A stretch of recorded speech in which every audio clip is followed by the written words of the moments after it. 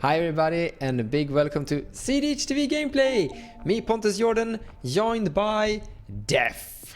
Hello, I'm here for revenge. Today I'm playing Sisay Weatherlight Captain, my favorite deck. This is my current Sisay build with Teferi and Dihada. The big trick is with Cultist of the Absolute to bump up Sisay really big, to find out Dihada and dig from there. Otherwise we have Orchid Leaf Collar and typical Dockside and Emil combos. I'm playing Korvold. This is my friend Connor's list. It's called Daddy Dozen. It's basically just your average Korvold Storm list, though this one also plays Food Chain, which is kind of spicy. Hey guys, I'm back with my Lord of the Nazgul deck. It didn't have a very good showing last week, and I think the deck is pretty good. It's mostly a Draco control deck, but because Nazgul puts 3/3s into play, you become a very large threat that a lot of cEDH decks can't handle. So yeah, I'm back on Tevesh Rograg, my turbo ad nauseum list that either wants to do, infinite combat, dockside loops, broodlord loops, or take an extra turn and kill you with any means possible. Alright, in the wake of what we created, let's look at our first opening, 7. I don't like this hand. This hand feels like a trap. Let's go deeper. We can dig a deeper. Is it possible to do a Doomsday in here? I mean, we have Deflecting Sword for protection, but I do feel the Doomsday will not come until turn 3. We still need Tevesh to pull off that, go deeper. Let's go 6. I mean, we can gamble. I'm not sure how I feel about this. But it's giving me the Doomsday, so what we're gonna do, we're gonna keep the 6, put this on the bottom, the Faithless, and do a turn 1 gamble for Jewel Lotus to get out Tevesh as soon as possible, and then do probably a turn 2 Doomsday, see what happens? Yeah, let's go with that. Let's look at the starting 7. This hand is really strong. Sadly, we can't do everything we would ever wish to do from it. But yeah, this hand is great. It's just a lot of mana going into turn 2 with 2 tutors as well. So you can just upkeep tutor for Dockside, and then you have Demonic Tutor as well after that. We're kind of all in on Dockside here, but we're kind of all in on Dockside as a deck. So I think that's perfectly fine. But yeah, this hand has a great potential, so please feed Dockside. This hand contains 0 lands, 100% mulligan. Interesting. Or how should I say it? It's actually not that great. Or it's not bad either. It's actually pretty amazing, on the same time being problematic. So Cultist of the Absolute and Chromatic Array are cards you could have inside your deck, honestly. However, casting Cultist of the Absolute is fine. And if we're lucky we have enough mana to cast Chromatic Array, we definitely prefer having Chromatic Array inside the deck in general, but it is what it is. However, we have a Dockside Extortionist here.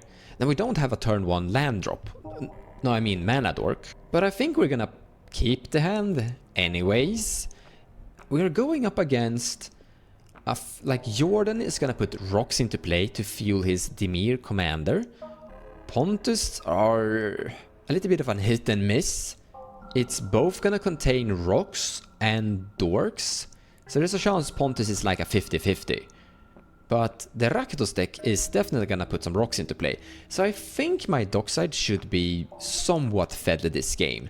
And from there, I mean, Sisay wins by just having mana, we should be able to figure something out. So in the end, I think my Dockside is gonna work out, and I think I'm gonna keep this hand, even though the turn 1 opener is gonna be pretty sad. If we draw a Mana Crypt or a Sol Ring, I will be so happy about that. Now, let's start the match. Alright, let's see what we do for turn 1 on this beautiful game. I would like to play a Marsh Flats, cast Rograk, then I will pay a life and crack Marsh Flats. I will go find Badlands, and then I would like to cast Gamble. Let's go find the card that I want, which is this card, and then randomly discard a card. And I've discarded Doomsday. That's not what I wanted to see. And with that sadness on the stack, I will just pass the turn. Okay, I will draw a card. That is the card we needed. I'm going to play this River Catacombs. I'm going to crack it. I would fetch my Underground Sea and pass the turn. Take my turn. I will shock in a Blood Crypt. I'll tap Blood Crypt for a Dark Ritual. Dark Ritual resolves. I'll use 2 black to cast a Demonic Tutor. Demonic Tutor resolves, taking this card. Then I will cast a Mana Crypt. I will tap Mana Crypt for a Bubs, for a Talisman of Resilience. I'll tap Talisman for green and use that green to cast a Birds of Paradise. But so we could counterspell this, but I don't think that is smart because he's already ramped a bunch, and that will slow down my plan to Vampire Tutor for Mana Crypt and push forward my game plan. So that's why we're going to counter the birds and save it for later. With birds in play, I will pass the turn. I will go to my turn, draw a card. I will play this Bloodstained Mire, sacrifice that. Finding a bad land and passing the turn. Let's go see what we get for next turn. Interesting. Cool. So what I'm gonna do is play City of Brass, cast a Jeweled Lotus, and then I would like to crack my Lotus and lose a life. And for 5 mana, cast Tevesh Doom of Fools. Savior Tevesh has resolved. I will uptick him, sacrificing Rograk to draw 3 cards. Interesting indeed. And I will, pass the turn. On your end step, I would like to cast a Vampiric Tutor. Wonderful. I will go get a mystery card and put it on top of my library and use 2 life. Then I will go to my turn. Draw my mystery card. I'll play a Scalding Tarn. I will play a Mana Crypt, and I will pass the turn. Go to my turn. Crypt trigger. Odds damage. I roll the 5, take 3. Draw for turn. I will play a Stomping Ground as land for turn, shocking it in. I will then tap for 3 mana to cast a Korvold. I will respond. I'm going to crack my Scalding Tarn, shock in this Watery Grave, and then I will tap it and Mana Crypt to cast a Delay on Korvold. Delay will counter Korvold. I will put him in command zone, and then pass turn. Untap and draw a card. Land drop, Windswept Heath. Crack it. Finding Savannah. Looking at the board state, I'm actually a little bit disappointed. I want more treasures than this. If I cast Dockside currently, I'm getting 3 treasures. And I have a feeling Tevesh is gonna put in more eventually. It's like he will probably put a few rocks into play. Jordan is probably not gonna do that. He's 1 land away from putting his commander into play. And maybe I was wrong on my prediction about Dockside feeding me a lot. But I'm not satisfied with the count. Surya's gonna put Boros Signet into play and play it slowly, which is something that really saddens me a bunch, but I think that's the best play, and then hope for next turn to be more explosive. Otherwise we just put Sisay into play and start building slowly forward with typical Sisay game plan and, until we feel like we can mega value with that Dockside. 2 mana for a Boros Signet, and then I pass the turn. My turn. And in my upkeep, I would like to cast a Vampiric Tutor. I will go find a card, found it, lose 2 life, shuffle, put it on top of my library, and then go to my turn. Play Arid Mesa as land for turn. I will fetch, losing a life. I will find a mountain. Then I will lose another life and cast a Dockside. I will respond. Underground Sea. Cast a Stern Scolding. This is a very specific counterspell, but it hits a lot of good targets in cEDH, and it's 1 mana, so that's why it is included. And if I had Nazgul in play, I would make it 3/3. Bye, Doki. After that, Tevesh to make some tokens. A little Thrall here. Didn't hurt nobody anywhere. And with that disappointing turn, I will pass the turn. Okay, go to my turn. Untap. Upkeep. Hold for grip. I take 3 damage. Draw a card. We're going to cast this Spire of Industry. 5 mana, and cast our commander, Lord of the Nazgul. Lord of the Nazgul is a 5 mana commander, 3 colorless and a blue to black. He has flying, and he says, race I control have protection from ring bearers. So get out of here, Frodo. And it has the second ability of whenever you cast a instant or sorcery spell, create a 3/3 black wraith creature token with menace. Then, if I control 9 or more wraiths, race I control have base power and toughness 9/9 until end of turn. Yeah, deal with that. Go to my turn. Untap, upkeep, roll for crypt. Roll the 2, no damage. Draw for turn. Land for turn will be a City of Traitors. I will tap 7 this time to cast a Korvold. Korvold resolves. Korvold ETB. I will sacrifice my mana crypts. Korvold, I will draw a card. I will then pass the turn. Untap, upkeep, draw a card. Nice. Pontus literally sacrifices mana crypt to his Korvold. That is opposite what we want to see. So previous turn we had a count of 3. Now we have a count of 2. It's not going in the correct direction here, I think. Now, scary part is that next turn with Korvold, he will probably be dominating and doing very scary things. And Dockside on my turn afterwards, there's a chance I might not have a turn. So, but in the end, casting Dockside here is useless. So we're just gonna put Sisay into play with Mana Crypt and Fierce Guardianship and hope we survive to our next turn, and hopefully these guys will put more rocks into play. I will cast this Mana Crypt. I will tap this and this for white. And I will cast my boss, Sisay Weatherlight Captain, play a Tundra as a land drop, and pass the turn. Let's see what we can see on this next turn.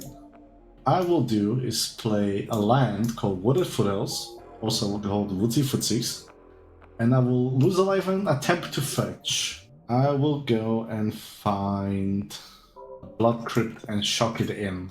Then I will uptick my Tevesh and eat a Thrall to draw 2 cards. And I would like to play a Mox Opal, Grim Monolith. Tap Grim Monolith, leave 1 colorless floating, cast an Arcane Signet. Use the 1 floating and Mox Opal to cast Diabolic Intent, sacrificing a Thrall as an additional cost. With Diabolic Intent, I will find this amazing card, and then I will do one more thing, because it's a worthy play. Losing 1 life from City of Brass, this and this. I will pay an additional 6 life to Toxic Deluge. Pass. I will pass. Everything dies! Triumph over the tyrants. I will pass the turn. Roll for crit. I take 3 damage. I will draw a card. It is a good card, but I am going to pass the turn. Go to my turn. I will tap a red to cast the Gamble. Gamble resolves, and I'll find this card. This card is at random. I discard a Simian Spirit Guide. So, I didn't realize before, but I needed that Simian Spirit Guide in my hand, so I can't win off this line anymore. The line would be to cast Breach, cast Gamble, find a grinding station, and start looping that. But with 1 red, we can't cast the Gamble after Breach. So this is just going to be a not very protected, but kind of protected Breach next turn. Because next turn we can do land, we can really 2-3 the Dockside from a mana or a Dozen. And then we have Veil of Summer, Breach, we have the combo in Graveyard. So we probably still get there, but discarding that Simian Spirit Guide was way sadder than I expected. So yeah, let's try again next time. Untap. All this heads is damage. I flip tails, no damage. Draw a card for turn. Land drop a Misty Rainforest. I will sacrifice the Misty Rainforest. Finding a volcanic island, tapping this and tapping this, floating a colorless.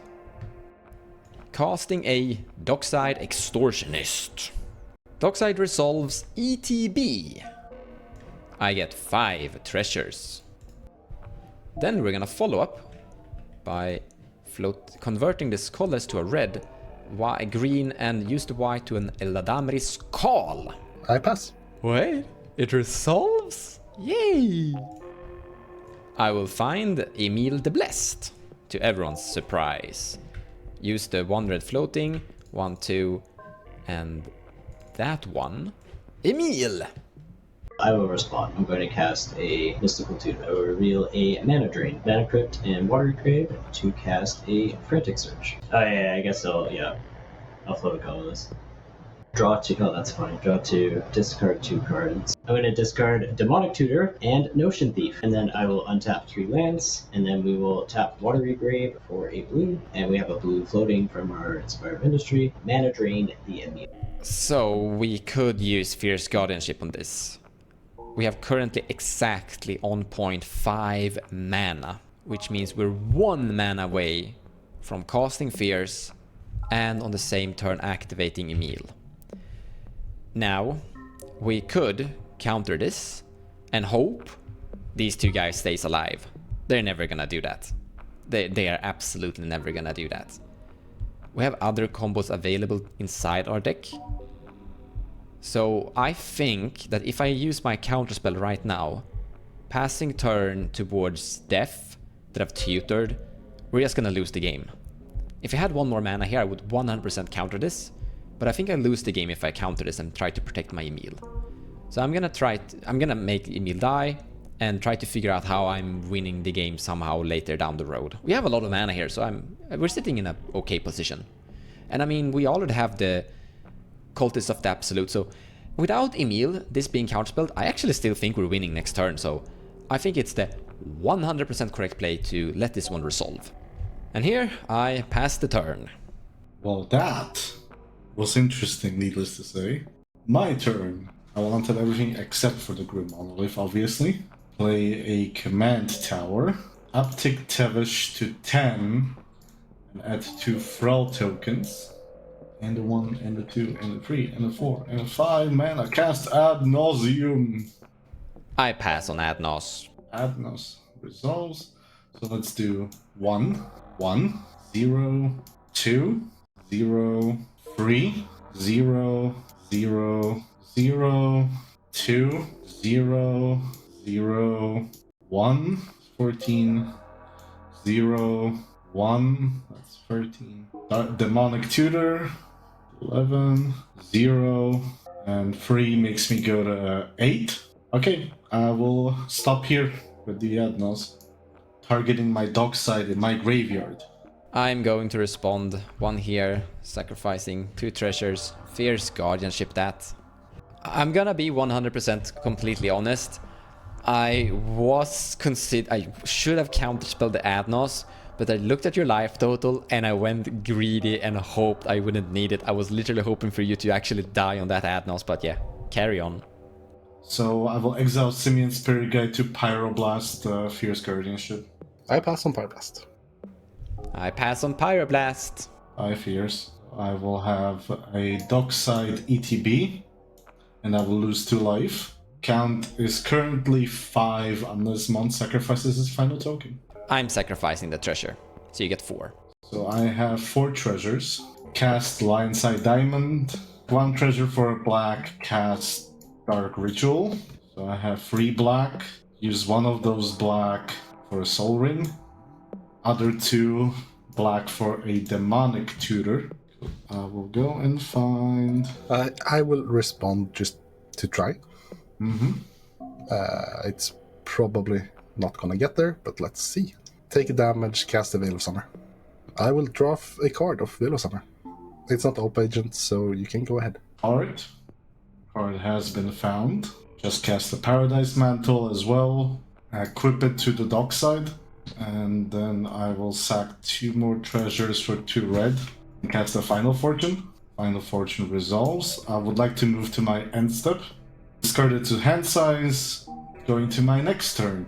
Untap everything except for the Grim Monolith. And just to do what Pontus did last time, just to flex, I will ultimate Tevesh Doom of Fools. Now that I have achieved ultimate power, I get a Korvold, I get a Sisay, and I get a Lord of Nazguls. And, because that's how Commander works, since Tevesh died to his ultimate, I get Tevesh and Rograk back as well. A fresh new Tevesh, how nice. I also have an ETB from Korvold the Faker's King, which will sacrifice the Grim Monolith to draw me a card. Beautiful. I just love this deck. I will play Gemstone Mine, 3 counters, and into the mana pool, which is 2 colorless, a red, and a red with Dockside because of the Paradise Mantle. I will cast Twin Flame, targeting Dockside, hold priority to the Nazgul trigger, cast Dual Caster Mage. So, how this combo works is, with Twin Flame, I put that on the stack to copy any creature. With that still being on the stack, I cast Dual Caster Mage. Dual Caster enters, copies Twin Flame. Twin Flame will copy the Dual Caster, which will create a new Dual Caster, and so on, because there's always a copy of either Dual Caster or of a Twin Flame. I will just keep the loop going until I have 1 million hasty tutus, and then I will get a Dockside as the final resolution. That's also hasty, and I can just kill the table with this combo. So, you're probably ready to type in the YouTube comments, "Oh my god, my break trap!" However, I was slow rolling it to be when he cast up. I could have my break trap the Final Fortune, but then he stole a problem next turn. So I was hoping to slow roll it for his Final Fortune turn to then just kill him out of the game. I get my Nazgul back. Everyone's happy. However, he only cast 2 spells, and copy spells do not trigger my break trap, so that's a little bit of an oopsie. I have nothing. Since I luckily only cast 2 spells, I make infinite 2/2s and then kill the table. GG. Yeah, I misplayed. I was greedy. I was hoping that he was gonna die to his Adnos. I was gonna get to keep my Fierce Guardianship on like Pontus or maybe Jordan. So yeah, I should have used it, and we would have maybe lived to fight another day.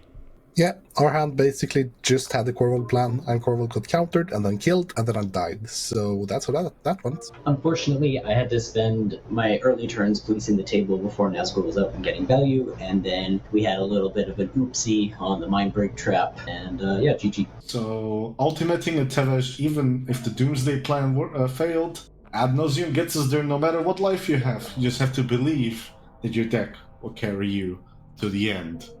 For vengeance!